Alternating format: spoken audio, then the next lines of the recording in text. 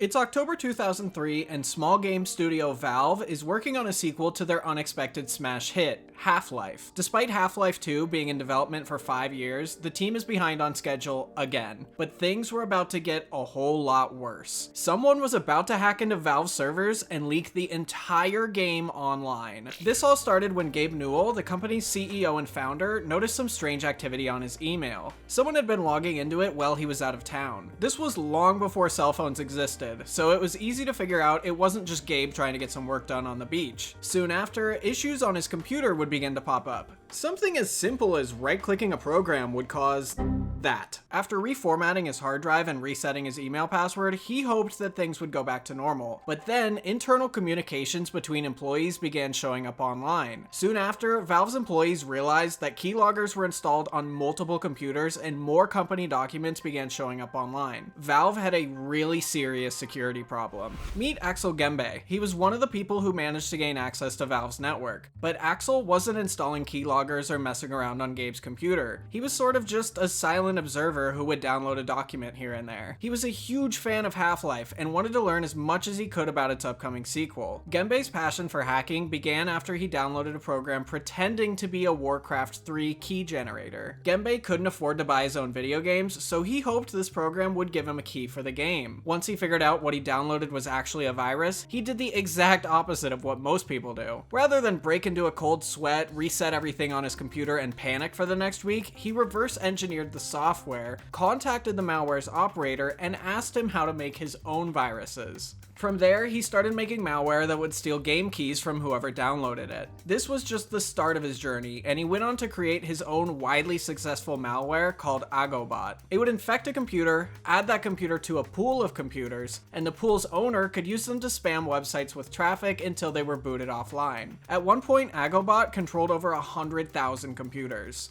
Now, without going into detail about how Axel hacked Valve, because wow, it gets confusing, he used a process called network scanning. After the scan, he found a weak point, a network range that belonged to a company called Tangus, which was hosted on Valve's network. Tangus was actually founded by Gabe Newell's brother and was developing wearable devices. Essentially, Axel broke into Tangus first, uploaded a script which allowed him to gain access to Valve's main server, and after finding a list of usernames, began trying to crack their passwords. You would think a company full of computer nerds would have good passwords. It turns out a lot of them just left the password box blank so they wouldn't have to type anything to log in. With those accounts, he had complete access to pretty much everything on Valve's servers. Gembe started small at first. He was just peeking at design documents and notes about Half-Life 2. After a few weeks, he started to dig deeper because he figured out nobody at Valve actually realized he was even on their servers. That's when he found the Holy Grail, the source code for Half-Life 2. He downloaded it, and the game didn't run. The end. Nah, just kidding. The game really didn't work, but after a few changes to the code, he was able to get a bare bones version working. But with great power comes great responsibility, and Gembe did probably the least responsible thing he could have ever done. He trusted a stranger on the internet. He sent the source code to someone else who promised to keep it private, and they didn't. The source code was published in full online. As it spread, users started referring to it as the Half-Life 2 beta. It's rumored over 4 million people got their hands on it before it was wiped from most of the internet. Inside Valve, everybody was freaking out. The game was already costing Valve around $1 million a day to develop, and all of their progress had just been dumped online. Developers were coming up to Gabe asking if the company was going to go out of business or if they would even keep making Half-Life 2. Keep in mind, Valve wasn't the massive gaming giant it is today. Half-Life 2 failing could mean game over for the entire company. Steam hadn't even released yet, although Axel did manage to get an early copy of that too. Valve fans started to get really worried when they saw what the leaked game actually looked like. Like I said in the beginning, the game was really behind on schedule. This leak showed just how badly behind they actually were. The leak included a few actual levels, as well as the levels for the tech demo they displayed on stage at E3 earlier that year. The demo showed off some groundbreaking mechanics and artificial intelligence, but most, if not all of them, were broken in the leak. People even went as far as accusing Valve of faking the E3 tech demo. While this was all going down, Gabe decided it was time to call in the big guns, the FBI. At the start, start, they really weren't much help. They told the team at Valve that these cases almost never get solved. So Gabe posted a message online asking for the gaming community's help with finding out whoever did this. They got over 8,000 tip-offs, and finally the FBI had some information they could use. Someone even managed to find Axel's screen name Ago and identified him as the hacker just 11 days after Gabe's post. However, the FBI couldn't connect his screen name to his real name yet. They started conducting interviews and calling people in for questioning. 5 months after the leak, their evidence had pointed them to a few suspects in Germany. One of them was Axel Gembe. Remember his software, Agobot? It turns out the FBI already knew who Axel was, and he was actually wanted in the US for creating Agobot, so they wanted to catch this guy really bad. Then Axel did the unexpected. Without even knowing the FBI was close to finding him, Gembe turned himself in. Sort of. He sent Gabe an email anonymously. He said he was sorry about what happened, but also said that he wasn't the person who uploaded the source code. To prove he was who he claimed to be, he attached 2 files he had stolen from Valve servers. A few emails were exchanged back and forth, and then Gembe made an interesting request. He asked if Gabe had any jobs available for him at Valve. Gabe said yes, and Gembe sent over his resume. The FBI agents working this case must have just been jumping for joy at this point. This was about to be the easiest case of their lives. The FBI set up a phone interview between Gabe and Gembe spilled the beans on everything. They got a full admission of what he had done. At the end of the call, they even offered to fly Gembe out for an in-person interview, which of course was another trick. They were actually planning to arrest Gembe at the airport after his plane landed.